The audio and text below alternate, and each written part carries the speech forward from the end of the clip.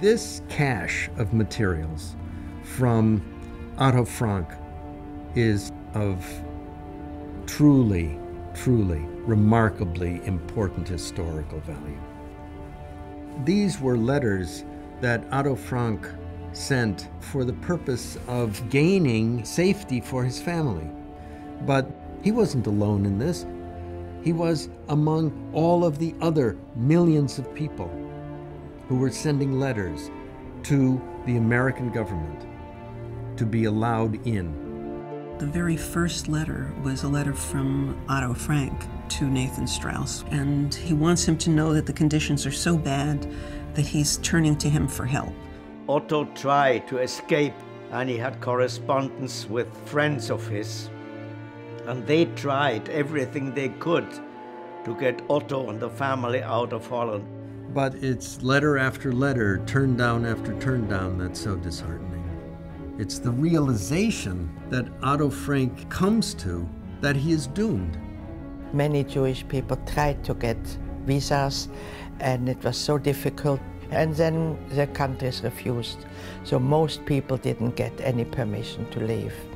On July 5th, 1942, Otto Frank wrote the last sign of life, the last postcard, telling us that they could not correspond anymore.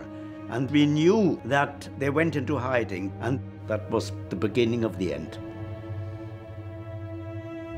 In 1938, 1939, 1940, even the beginning of 1941, the Nazi regime had not yet determined that they were going to physically annihilate all the Jews of Europe.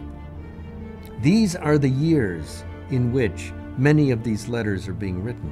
At the beginning, Hitler didn't want to kill Jews. He just didn't want to have Jews in his big empire. And so the Holocaust would not have happened if all the countries, the whole world, would have accepted Jews. And this was really the whole tragedy of the Holocaust. And so the lesson I take away from all of this is that our obligation is not simply to never forget. It is to try to create the conditions, the social, economic, political conditions in which such things cannot happen.